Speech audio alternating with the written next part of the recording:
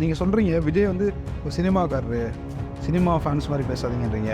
அண்ணாமலை அவர்களை புகழ்ந்து பேசும்போது மட்டும் எம்ஜிஆர் மாதிரின்றீங்க. எம்ஜிஆரே சினிமாக்காரர் தான். நீங்கள் வந்து மக்களுக்கு அந்த ஒரு பாமரனும் படிக்கும் வகையில், அந்த ஏழ்மையான பிள்ளைகள் படிக்கிற வகையில் அந்த தரமான கட்டமைப்பு 44,000 கோடி ஒதுக்கியிருக்காங்க. நீங்கள் சொல்கிறீங்க இந்த மாதிரி காமராஜர் மாதிரி ஆட்சி கொடுங்க அப்படின்னு. திமுகவும் சரி அதிமுகவும் சரி அவங்க ஆட்சிக்கு வர்றதுக்கு முன்னாடி காமராஜர் மாதிரி தான் ஆட்சி கொடுப்போம்னு சொல்லிட்டு தான் வந்தாங்க. நீங்களும் அதான் சொல்கிறீங்க, பிஜேபி அப்படி தான் கொடுக்கும். நாங்கள்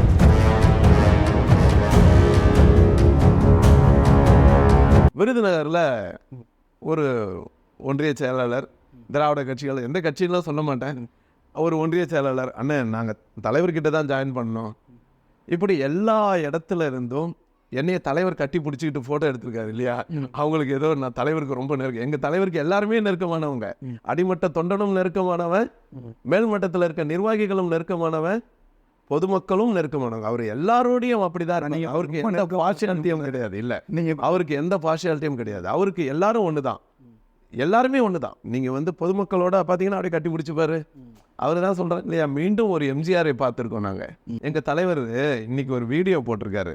எனக்கு அந்த ஃபேஸ் பார்த்த உடனே ரொம்ப கஷ்டமாயிடுச்சு, ரொம்ப டயர்டாக இருந்து, ரொம்ப டயர்டு. அதாவது மனிதன் வந்து 232 தொகுதிகளை இன்னைக்கு முடிச்சிட்டாரு, 2 தொகுதிகளை நாளைக்கு முடிக்கிறாரு.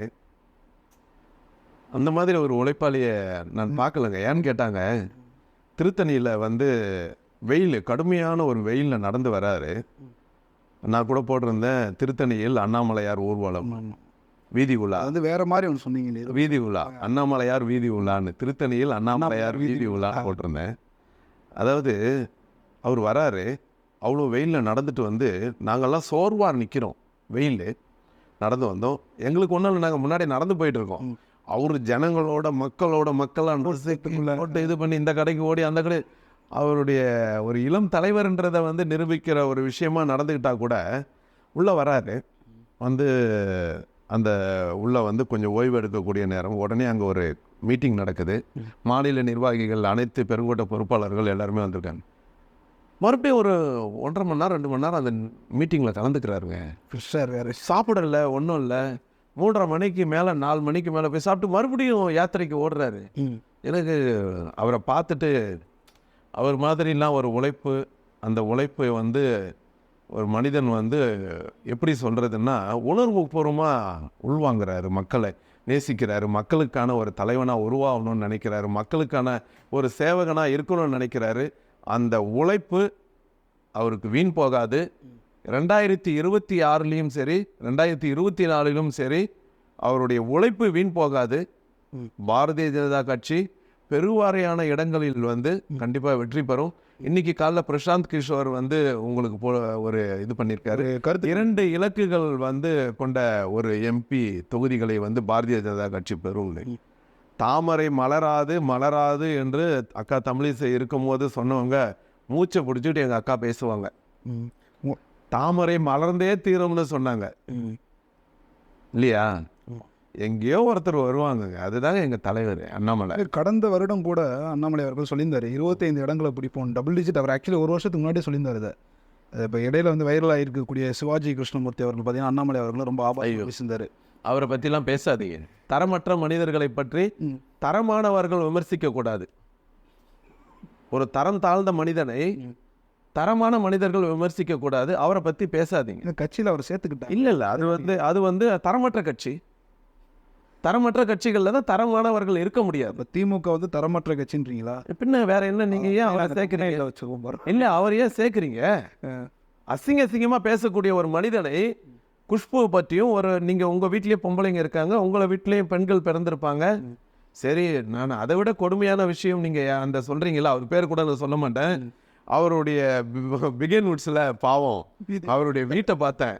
பாவம் கத்தி வீட்டில் இந்த ஃப்ளட் அப்போ கூட அவருக்கு ஃபர்ஸ்ட் ஃப்ளோர் வரைக்கும் தண்ணி வந்துருச்சான். வீட்டில் ஒழுங்கான முறையில் ஒரு டிவி இல்லை. இதுதான் அந்த நிர்வாகிகள், திமுக. இதுதான் அந்த நிர்வாகிகள். நீங்கள் கத்துனாலும் கடைக்கோட்டி தொண்டனாகத்தான் அந்த கட்சியில் இருக்க முடியும். நீங்கள் என்னதான் கட்சிக்கு விசுவாசமாக இருந்தாலும் கடைசியாக உங்களுக்கு ஒரு 15,000 ரூபாய் 10,000 ரூபாய் பொற்கிளி கொடுக்கப்படும். அதை வாங்கிக்கலாம் நீங்கள். இது அவங்க தொண்டருமே கிடைக்குது, எல்லாரும் கிடைக்கிற பொற்கிளி அதை கூட வந்து அந்த கட்சி சொந்தமாக கொடுக்காது. அந்த ஒன்றிய செயலாளர், அந்த வார்டு நம்பருங்க, இவங்கெல்லாம் சேர்ந்து வசூல் பண்ணி அவர் வருவார், மாவட்ட செயலாளர் வருவார், பொற்கிளி ஒரு 15,000 கொடுத்துட்டு போவாங்க. இதுதான் அந்த கட்சியில் பயன்பெற முடியும். இப்போ இன்னும் ஒரு கேள்வி, என்ன கேள்வி அப்படின்னு பார்த்தீங்கன்னா, அண்ணாமலை அவர்கள் கடந்த 2 வருடமாக வந்து ரொம்ப சிறப்பாக செயல்பட்டு அவருக்குன்னு ஒரு ஆடியன்ஸ், அதாவது அவருக்குன்னு ஒரு வாக்காளர்களை சேமிச்சுட்டு இருக்காரு. இப்போ விஜய் அவர்கள் திடீர்னு ஒரு கட்சி ஆரம்பிக்க போறேன்னு சொல்லிட்டாரு. இந்த வாக்காளர்கள் சதுருவதற்கான வாய்ப்பு ஏன் உங்களுக்கு விஜய் ரசிகரா நீங்கள்? இந்த இடையில இருந்து ஒரு சர்வே ஒன்று போட்டிருந்தோம், ஒரு கொஸ்டின் ஒன்று கேட்டிருந்தோம். அடுத்த முதல்வராக வர்றதுக்கான வாய்ப்புகள் யாருக்கு அதிகம்னு போகும்போது அண்ணாமலை அவர்களுக்கும் விஜய் அவர்களுக்கும் அதிகமான வாக்குகள் விழுந்திருந்தது. கிட்டத்தட்ட ஒரு 70,000 பேர் வந்து வாக்கு செலுத்தியிருந்தாங்க. அதில் இந்த 70,000 பேர் வச்சு நடத்துறதுல 2 பேர் வராங்க. ஸோ அதை 2 பேர் வச்சு தான் அதனால் கேட்குறேன், விஜய் அவர்கள் இந்த அண்ணாமலை அவர்களுக்கு கிடைக்கக்கூடிய ஓட்டுகள் உடையுமா அப்படின்னு கேட்குறேன் அவங்கள்ட்ட. உங்களுக்கு நான் மீண்டும் மீண்டும் ஒரு விஷயத்தை வந்து உறுதிப்படுத்தக்கூடிய விஷயம் வந்து, சினிமா கலைஞர் நடிகர்களை சினிமா நடிகர்களாக பார்க்க வேண்டும். அவர் சினிமா ஃபீல்டை விட்டுட்டு எங்கள் தலைவர் வந்து அண்ணாமலை தலைவர் வந்து குறைந்தது ஒரு 6 ஆண்டுகளாக வந்து பாரதிய ஜனதா கட்சியினுடைய அடிமட்டை தொண்டனாக தன்னை இணைத்து கொண்டு, உறுப்பினராக இணைத்து கொண்டு, மக்களுக்கான சேவகனாக, மக்களுக்கான ஒரு குரலாக, எல்லா விஷயத்திலையும் எல்லா ஆர்ப்பாட்டங்களையும் முன்னின்று ரோட்டில் உட்காந்துட்டு மக்களுக்கான உண்ணாவிரதங்களை எடுத்துட்டு எல்லாத்தையும் பண்ணிகிட்டு இருக்காரு. அவர் வரட்டும், அவர் களத்தில் இறங்கட்டும், மக்களுக்கான போராட்டங்களை அவர் சந்திக்கட்டும், சிறைக்கு செல்லட்டும், வழக்குகளை சந்திக்கட்டும், அதன் பிறகு தீர்மானிக்கலாம் அவர் எத்தனை. நீங்கள் 70 எவ்வளோ பேரோட எடுத்தீங்க? 70,000 பேர். 70,000 பேரோட மீண்டும் போய் எடுங்க. அப்போ அந்த கதவு திறந்திருக்கா சாத்தியிருக்கான்றத பார்க்கலாம். குறுக்கிடலுக்கு மன்னிக்கவும், என்னன்னா நீங்கள் சொல்கிறீங்க விஜய் வந்து ஒரு சினிமாக்காரரு, சினிமா ஃபேன்ஸ் மாதிரி பேசாதீங்கன்றீங்க. அண்ணாமலை அவர்களை புகழ்ந்து பேசும்போது மட்டும் எம்ஜிஆர் மாதிரின்றீங்க. எம்ஜிஆரே சினிமாக்காரர் தான். அப்போ மட்டும் உங்களுக்கு எம்ஜிஆர் சினிமாக்காரராக தெரிய மாட்டார். மக்கள் மனதில் எம்ஜிஆர் வந்து சினிமாக்காரராக இருந்தாலும் மக்கள் மனதில் வாழ்ந்தார். வாழ்ந்தவர் கோடி, மறைந்தவர் கோடி, மக்கள் மனதில் நிற்பவர் யார்? அது இல்லையா? வந்தால் தானே. இன்னைக்கு வந்து அந்த இடத்தை வந்து நீங்கள் போய் இன்னொரு சர்வே நீங்கள் நடத்தணும். நான் யார் என்னென்னலாம் குறிப்பிட்டெல்லாம் சொல்ல மாட்டேன். இன்னொரு சர்வே வந்து யங்ஸ்டர்ஸ் கிட்டே எல்லாத்துக்கிட்டே நீங்கள் நடத்தணும். உங்களுக்கு வந்து அரசியல் தலைவர்களில் யார் மிகவும் இப்போ நீங்கள் உங்களுக்கு பிடித்த தலைவர்னு ஒரு சர்வே நடத்துங்க. அந்த சர்வே எடுத்துக்கிட்டு அடுத்த இன்டர்வியூவில் வந்து என்னை பாருங்கள். இப்போ கரண்ட்டில் எடுக்க. ஆமாம்மா, நீங்கள் எடுத்துகிட்டு வந்து என்னை பாருங்கள். அப்போ பாருங்கள், அப்போ வந்து நான் உங்களுக்கு பதில் சொல்கிறேன். நிச்சயமாக இந்த நீங்கள் வந்து மீண்டும் எம்ஜிஆர் வந்தால், மீண்டும் புரட்சி தலைவர் அம்மா வந்தால் ஜெயிக்க முடியுமா? மீண்டும் கருணாநிதி வந்தால் ஜெயிக்க முடியுமா? சோஷியல் மீடியா பவர்ஃபுல்லாக இருக்குது, மீடியா பவர்ஃபுல்லாக இருக்குது, எல்லார் கையிலையும் மொபைல் ஃபோன் இருக்குது, எல்லாரும் அப்டேட்டில் இருக்கான். எவன் நல்லவன், எவன் கெட்டவன், எவன் மக்களுக்கு வந்து சேவை ஏமாத்துவான், எவன் ஏமாத்துவான், எவன் ஊழல்வாதி, இவன் இவ்வளோ ஊழல் பண்ணியிருக்கான், இவன் இதை செஞ்சுருக்கான், எல்லாம் இன்னைக்கு 16 வயசு பையனை ஓட் போடுறதுக்கு 2 வருஷத்துக்கு முன்னாடியே உள்ள பையனை கேட்டால் கூட சொல்ல ஆரம்பிச்சிருவான். அதனால் வந்து மக்கள் மிக தெளிவாக இருக்காங்க. இன்னும் 1.5 மாதங்கள் பொறுத்துருங்க. பாரதிய ஜனதா கட்சியின் வெற்றி வாய்ப்போட 25, எங்கள் தலைவர் சொன்ன மாதிரி 25ன்னு அவர் வந்து கொஞ்சம் கம்மியாக தான் சொல்கிறாருன்னு நினைக்கிறேன். என்னை பொறுத்த வரைக்கும் அதுக்கும் மேலே வந்தாலும் நம்ம சந்தோஷப்பட வேண்டிய ஒரு விஷயம்தான். இல்லை 370 டார்கெட் வச்சுருக்காங்கன்னு நினைக்கிறேன். இல்லை 370 வந்து நான் சொல்கிறது 25. 370 வந்து நீங்கள் வந்து மேலே அமைக்கக்கூடிய ஒரு, அது இப்பயே கன்ஃபார்ம் ஆயிடுச்சு. இன்றைக்கி என்னை பார்க்குறவங்கெல்லாம் எல்லாருமே நீங்களே சொல்லிட்டீங்க இல்லையா, அடுத்த முறை நீங்கள் ஆட்சிக்கு வந்தால் தோல்பொருள் ஆட்சியில் இந்த கோவிலை கொண்டு போயிருவீங்களா, நீங்கள் இடிச்சிருவீங்களா? அப்போ உங்களுக்கே அது கன்ஃபார்ம் ஆயிடுச்சு. பொதுவாக வந்து கருத்து கணிப்பது இவங்களான்னு இருக்கும். இப்போ இவங்க எவ்வளோ வாங்குவாங்கன்னு தான் இருக்கே தவிர 350லேருந்து 370 கன்ஃபார்ம் வாங்குவாங்க. சரி, இறுதியாக உங்ககிட்ட ஒரு கேள்வி. உங்களுடைய ட்விட்டருடைய இப்போ இன்டர்வியூக்கு வரும்போது பார்த்தேன் நான், உங்கள் மீது வந்து செம்மர கடத்து அப்படின்னு சொல்லிட்டு சில போலியான வழக்குகளை வந்து இவங்க போட்டிருக்காங்க, வன்மத்தோடு போட்டாங்க அப்படின்ற மாதிரி திமுக அரசு பண்ணாங்க. திமுக அரசாங்கம் கிடையாது. இப்போ செம்மர கடத்தல் வழக்குகள் வந்து ஆந்திராவில் போடப்பட்ட வழக்கு, அது வந்து இங்கே கிடையாது. அது நீங்கள் கரெக்டாக அந்த சர்வே வந்து எடுத்துகிட்டு வந்து அடுத்த இன்டர்வியூவில் கூட என்கிட்ட கேளுங்க என்ன நடந்ததுன்னு சொல்லிட்டு நான் அதை சொல்கிறேன். அந்த வழக்குகளை வந்து நான் சந்திச்சுக்கிட்டு இருக்கேன். எந்த வழக்கிலும் நான் குற்றவாளி கிடையாதுன்னு மீண்டும் மீண்டும் பல இன்டர்வியூவில் உங்களுக்கு நான் சொல்லிகிட்டு இருக்கேன். நீங்கள் என்னுடைய எல்லா விஷயத்தையும் எடுத்து பாருங்கள். அதாவது 2008 நான் சுருக்கமாகவே உங்களுக்கு முடிச்சிடுறேன், நிறைய நேரங்கள் நான் எடுத்துக்க விரும்பலை. 2008 வந்து எனக்கு வந்து ஒரு 3 வழக்குகள் ஒரு ஆய்வாளர் போட்டார். அதுக்கப்புறம் மறுபடியும் 2011 எலெக்ஷனுக்கு முன்னாடி 2 மாதங்களுக்கு முன்னாடி நான் வந்து கைது செய்யப்பட்டேன். அது வந்து திமுக அரசாங்கம் வரும்போதெல்லாம் எனக்கு இந்த மாதிரி ஒரு தொந்தரவுகள் ஏற்படும், இந்த மாதிரி தொல்லைகள் ஏற்படும், இந்த மாதிரி பிரச்சனைகள் வரும், பொய் வழக்குகளை நான் சந்திக்கக்கூடிய ஒரு காலகட்டங்கள் வரும். அதை நான் வந்து இல்லைன்னே சொல்ல மாட்டேன். 2011 அதே இன்ஸ்பெக்டர் வந்து அதே ஆய்வாளர் 2008 போட்டார் இல்லையா, அவர் ட்ரான்ஸ்ஃபர் பண்ணிட்டாங்க. மறுபடியும் 2011 போட்ட அன்றைக்கே அவர் வந்து கிராஸ் பெல்ட்டை போட்டுட்டு வந்து உட்காந்து என்னை கூப்பிட்டாங்கன்னு நான் நேரடியாக ஓடி ஒழியக்கூடிய குற்றவாளி இல்லை, நான் கொலை குற்றவாளி கிடையாது, இல்லை நான் வந்து கொடூர குற்றவாளி கிடையாது, இல்லை வந்து நான் தீவிரவாதி கிடையாது, சமூக விரோதி கிடையாது, எதுவும் கிடையாது. வீட்டில் தூங்கிட்டு இருந்தவனை வந்து கூப்பிட்டுட்டு போய் தான் கேஸ் போடுவாங்க. வீட்டில் உட்காந்துட்டு இருக்கேன், என் வீட்டில் தான் ஒரு டைம்லாம் நான் இருப்பேன், நான் ஓடி ஒழியக்கூடிய குற்றவாளி கிடையாது. ஆனால் என்னை கூப்பிட்டாங்கன்னு போனேன். மறுபடியும் 2008 உட்காந்து அதே இன்ஸ்பெக்டர் கிராஸ் பெல்ட் போட்டு உட்காந்துருக்காரு. வா, உனக்காக தான் வந்திருக்கேன், உன்னை பழி வாங்காமல் விட மாட்டேன் அப்படியே சொல்லிட்டு தான் எனக்கு 3 வழக்குகள் போட்டார். மீண்டும் ஒரு கூண்டாஸ் போடுறாரு. மறுபடியும் அதெல்லாம் உடச்சிட்டு 40 நாளில் வந்து மறுபடியும் வந்த அன்னைக்கு அதிமுகவுக்கு அந்த டைமில் புரட்சி தலைவி அம்மா வந்து குரல் கொடுத்தாங்க. அட்வொகேட்டு வழக்கறிஞர்களை அனுப்புனாங்க, நிறைய சப்போர்ட் பண்ணாங்க. அதிமுக அரசாங்கம் அந்த டைமில் நான் வந்து இளைஞரணி ஒன்றிய செயலாளராக இருந்தேன், எனக்கு சப்போர்ட் பண்ணாங்க. மறுபடியும் 10 ஆண்டுகள் எந்த வழக்கம் இல்லை, நான் ரவுடிசம் பண்ணல, எதுவும் பண்ணல. மறுபடியும் திமுக அரசாங்கம் 13 வருஷங்கள் கழித்து மீண்டும் போன வருஷம் ஜூன் மாதம் அது உங்கள் திருவிழா சம்பந்தம். அதாவது இந்த திருவிழா வந்தாலே வந்து எதையாவது ஒன்று, ஏன்னா போன வருஷம் காவல்துறை கூட சொன்னாங்களா, ஏங்க நடக்கிறது அவருடைய கவர்மெண்ட் கிடையாது, அவர் எங்க திருவிழா பண்ண சொன்னால் பிஜேபி திருவிழா நடத்துகிறாரு, எதுக்குங்க அவர் வந்து அவ்வளோ கொடியை போட்டு தனியாக வந்து அவர் வந்து அன்னதானம் பண்ணுறதுலேருந்து இது பண்ணுறதுலேருந்து எதுக்குங்க பண்ணுறாரு, அவர் ஏங்க வந்து திராவிட கட்சியோட போக வேண்டியதானே. என்னை ஜெயிலில் இருக்கும்போது என்னை வந்து திராவிட கட்சிகளில் இருந்து கூப்பிட்டு நம்ம கட்சிக்கு வர சொல்லிடுங்க, அழைப்பு வந்திருக்கு உங்களுக்கு? அழைப்பு வந்தாங்க. எனக்கு வந்து என்னுடைய இன்னைக்கு சொல்கிறேன், எனக்கு இந்த பொறுப்பில் இருக்கேன், இல்லை எனக்கு நாளைக்கு சீட்டு கொடுப்பாங்க கொடுக்க மாட்டாங்க, இல்லை நான் வந்து இந்த கட்சிக்கு மேலே போவேன் கீழே வருவேன், அதெல்லாம் கிடையாது. நான் இருக்கிற வரைக்கும் நான் இப்படி தான் இருப்பேன். எனக்கு எந்த எதிர்பார்ப்பும் கிடையாது. எனக்கு எம்பி ஆகணும், எம்எல்ஏ ஆகணும், அதெல்லாம் கிடையாது. என் தலைமை கூப்பிட்டு சொன்னால் நான் நிற்பேன். கட்சிக்கு வேலை செய்யணும்னா செய்வேன், இல்லை இவங்களை சுட்டி காட்டுனா அதை செய்வேன், அவங்களுக்கு போய் நீங்கள் வேலை செய்யுங்கன்னா செய்வேன். தலைமைக்கு கட்டுப்பட்டு கடைசி உயிர் மூச்சு இருக்கும் வரை பாரதிய ஜனதா கட்சியில் தான் பயணிப்பேன். ஏன்னா நான் நரேந்திர மோடியினுடைய ஒரு ஆதி யோகியாக பார்த்து, அவரை கடவுளாய் பார்த்து நான் இந்த பாரதிய ஜனதா கட்சிக்கு வந்தவன். மக்களுக்கு அவர் எப்படி சேவை புரிகிறாருன்னு தெரியும். அயராது உழைப்பை போட்டுக்கிட்டு இருக்கிற அண்ணாமலை தலைவர் கீழே ஒர்க் பண்ணுறது எனக்கு ஒரு பெருமை தான். அதனால் என்னை எத்தனை அழைப்புகள், எத்தனை துன்பங்கள், எத்தனை துயரங்கள் வந்தாலும் இந்த கட்சியில் தான் பயணிப்பேன், எந்தவித எதிர்பார்ப்பும் இல்லாமல். அவங்ககிட்ட இறுதி இன்னொரு கேள்வி கேட்டுறேன். 2026 பாஜக ஆட்சி அமைக்குதுன்னு வச்சுக்கோங்க, அது அமைக்கலாம், வாய்ப்புகளும் தவறலாம். ரியாலிட்டியாக பேசணும்னா, ஒருவேளை ஆட்சி அமைத்தால் இந்த ஒரு விஷயத்தை கன்ஃபார்மாக பண்ணுவாங்க அப்படின்ட்டு ஏதாவது ஒரு விஷயம் சொல்லணும்னா எந்த விஷயம் சொல்லுவீங்க? அதாவது நான் உங்களுக்கு வந்து இந்த விஷயம் பண்ணுவாங்க அப்படின்னா ஒரே விஷயங்கள் தான் சொல்ல முடியும். ஒரே விஷயந்தான்,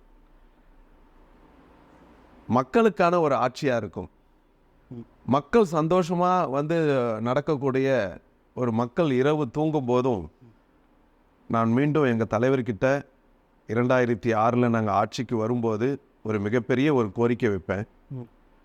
சென்னை மாநகரத்தில் நீங்கள் வந்து ஒவ்வொரு ஆண்டும் மழைநீர், அதாவது மழை வெள்ளம் வரும்போதெல்லாம் மழைக்காலங்களில் நீங்கள் வந்து ரோட்டில் தூங்குறவனையும் அடையாறு ஆற்றங்கரையோரும் தூங்குறவங்களையும் எல்லா மக்களையும் சிந்தித்து ஒரு திட்டம் வந்து கொண்டு வரணும். என்ன திட்டம் அப்படின்னா, நீங்கள் கூவம் எங்கெங்கே ஓடுதுன்னு பிரிட்டிஷ்காரனே போட்டு வச்சுட்டு போயிட்டான் ஒரு வரைபடம். கூவம் சென்னை மாநகரத்தில் எங்கெங்கெல்லாம் கனெக்டிவிட்டி ஆகுது, எங்கெங்கெல்லாம் இதை வந்து ஒரு திட்டம் கொண்டு வரணும். இதை வந்து ஒரு நல்ல தரமான ஒரு இன்ஜினியரிங் கம்பெனியை கூப்பிட்டு நீங்கள் இதுக்கு என்ன சொல்யூஷன், ஒரே திட்டமாக ஒவ்வொரு ஆண்டும் திராவிட கட்சிகள் ஆண்டு இந்த 80 ஆண்டு காலங்களில் ஒவ்வொரு மழை நீர் வரும்போதெல்லாம் 2000 கோடி, 3000 கோடி, 500 கோடி மழைநீர் வடிகால் வாரியம், 1000 கோடி மழைநீர் வடிகால் வந்து ஒருத்தன் ஒரு டெண்டர் எடுப்பான். அவங்க கம்பெனியை சார்ந்தவன் மாநகராட்சி மேயர் இருந்தாருன்னா, துணை மேயர் இருந்தாருன்னா, இல்லை அந்த கவுன்சிலர் இருந்தாருன்னா, அவங்க கம்பெனியை சார்ந்தவங்க. ஒரு கம்பெனிக்காரன் வருவான், பள்ளம் எடுத்துகிட்டு ஓடுவான். ஒரு கம்பெனிக்காரன் வருவான், ஸ்லாப்பு போட்டு ஓடுவான். மறுபடியும் இந்த கம்பெனி போட்டு ஸ்லாப்பை போட்டு ஃபேவர் பிளாக் போட்டு எல்லாத்தையும் மூடினதுக்கப்புறம் அங்கேருந்து இன்னொருத்தர் வருவான் ஒயர் பதிக்கிறதுக்கு, மறுபடியும் நோண்டுவான். மாற்றி மாற்றி பண்ணுறது. நீங்கள் இதுக்கெல்லாம் ஒரே தீர்வாக ஒரே பட்ஜெட்டு போட்டு 2 ஆண்டுகள் கூட 3 ஆண்டுகள் கூட நீங்கள் டைம் எடுத்துக்கோங்க. நாங்கள் சகிச்சுக்கிறோம். வெள்ளம் வந்தாலும் எது வந்தாலும் நாங்கள் சகிச்சுக்கிறோம். எங்கள் காலங்களோட இந்த துன்பங்கள் போட்டோம். எங்களுக்கு பின்னாடி வர்ற ஜென்ரேஷனாவது நிம்மதியாக உறங்கட்டும். நீங்கள் ரோட்டில் தூங்குறவனையும் நினச்சி பாருங்க. கூடாரத்தில் தூங்குறான் பார்த்தீங்களா இரவில்? வீடு இருப்பவங்க இல்லாதவங்க நைட்டு தூங்கும் போது எங்கே தூங்குவான்? ஒரு ஓலை குடிசில் தூங்குறவனை நைட்டோட நைட்டாக நீங்கள் வந்து செம்மரம்பாக்கம் ஏறி திறந்தா வெள்ளம் வந்துருச்சு. பணக்காரனும் பாதிக்கப்படுறான், பாமரனும் பாதிக்கப்படுறான். ஏன் இந்த திட்டம், இந்த அரசாங்கம் வந்து இந்த திட்டங்கள் வந்து கொண்டு வந்து ஏன் ஒரே திட்டங்களாக செயல்படுத்தக்கூடாது? ஒன்று, மருத்துவ வசதி. அரசு மருத்துவமனையில் இன்றைக்கும் நீங்கள் நடக்கிற அவலங்களை போய் பார்ப்பீங்க. நான் ஒவ்வொருத்தர்கிட்டையும் சொல்கிறது, ஏன்னா 8 கோடி ஜனங்கள் இருக்கிற இந்த இதில் வந்து ஏன் இப்போ ஒரு பஞ்சாயத்து இருக்குன்னா, இந்த பஞ்சாயத்துக்கு ஒரு 100 பெட்டு போட்டு ஒரு தரமான மருத்துவம், ஒரு தரமான மருத்துவர், மக்களுக்கான மருந்து. இப்போ வந்து நம்ம பாரத பிரதமர் வந்து மெடிக்கல் ஷாப் கொண்டு வந்திருக்காங்க, பாதி விலையில் மருந்துகளும் கொடுக்குறாங்க. இது மாதிரி விஷயங்கள் ஏன் இந்த ஆளுகின்ற அரசாங்கம் ஒவ்வொரு முறையும் ஆட்சிக்கு வருகின்றவர்கள் ஏன் இதை செய்யக்கூடாது? பள்ளி, அரசாங்க பள்ளி, மத்திய அரசாங்கம் எப்படி நடத்துது? கேந்திர வித்யாலயா எப்படி இருக்கு? எப்படி நடத்துது? நல்லா அருமையாக இல்லையா? நீங்கள் வந்து மக்களுக்கு அந்த ஒரு பாமரனும் படிக்கும் வகையில், அந்த ஏழ்மையான பிள்ளைகள் படிக்கிற வகையில் அந்த தரமான கட்டமைப்பு. 44,000 கோடி ஒதுக்கியிருக்காங்களே அதுக்கு. தரமான கட்டமைப்பு, பஸ் வசதிகளோட, பிரைவேட் பள்ளிகளே இல்லாத அளவுக்கு செய்யக்கூடிய அளவுக்கு நீங்கள் உங்களுடைய கவனத்தை அதில் செலுத்தலாம்ல. செலுத்தலாம். பஸ்ஸு எத்தனை நீங்கள் பார்க்குறீங்க, மழை பெஞ்சா உடச்சி உள்ள ஊற்றுது, திடீர்னு படியிலிருந்து கீழே விழுவுறான். நீங்கள் என்ன பண்ண போகிறீங்க? வர்றவங்க எல்லாம் கொள்ளையடிச்சு 1000 கோடி, 500 கோடி, 1 லட்சம் கோடி, 2 லட்சம் கோடி. நீ மட்டும் அம்மர் கார்லேயும், அரசுக்கு நான் சொல்கிறது பிஸ்னஸ் மேனை சொல்லலை, அரசாங்கத்தில் கொள்ளையடித்து அம்மர் கார்லேயும், ஒரே நிமிஷம் பேசுங்க. அரசாங்கத்தை கொள்ளையடித்து அம்மர் கார்லேயும் நீங்கள் வந்து ரோல்ஸ் ராய்ஸ்லேயும் போகிற பாமரனை பற்றி என்னைக்காவது நீ சிந்திச்சிருக்கியா? நோய்வாய்ப்பட்டு ஹாஸ்பிட்டலுக்கு போனால் அவனுக்கு ட்ரீட்மெண்ட் எடுக்கிறதுக்கே 15 நிமிஷம், 1/2 hour வந்து நான்லாம் ஒரு டைம் ஜிஹெச்சுக்கு போயிட்டுங்க, கண்ணீர் விட்டுட்டாங்க. ஒரு ஆக்சிடென்ட் கேஸு, இங்கே அடிபடுது, இடுப்புக்கு கீழே அடிபடுது, அவனுடைய உயிர் நாடியில் இருந்து ரத்தம் வந்து போயிட்டே இருக்கு, கீழே பிளட்டை வந்து ஒரு பக்கெட்டி வச்சு பிடிக்கிறாங்க.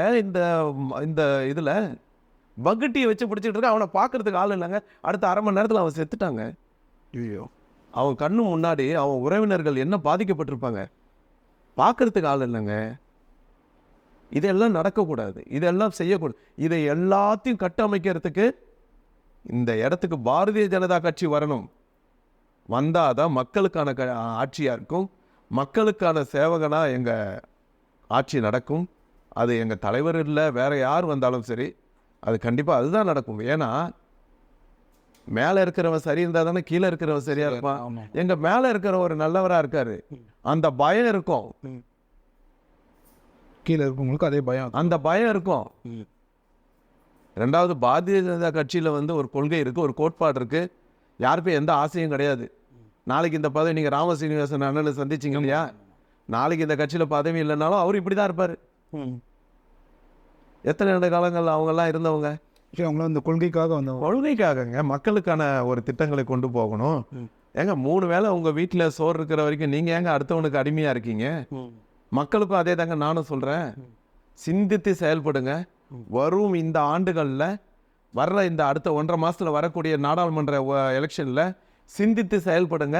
யாருக்கு ஓட்டு போடணும்னு பாருங்க, அவங்களுக்கு ஓட்டு போடுங்க. மக்களுக்கான யார் நீங்கள் வந்து மக்களுக்கு நல்லது செய்வான்னு பாருங்க, அவங்களுக்கு ஓட்டு போடுங்க. சும்மா வந்தோம், இவன் 1000 கொடுத்தான், அவன் 2000 கொடுத்தான், அவனுக்கு ஓட்டு போட்டான், இவனுக்கு நாளைக்கு நீங்கள் தாங்க கஷ்டப்படுவீங்க. நீங்கள் தான் இந்த துன்பத்தை அனுபவிப்பீங்க. அவன் என்ன நினைக்கிறான்?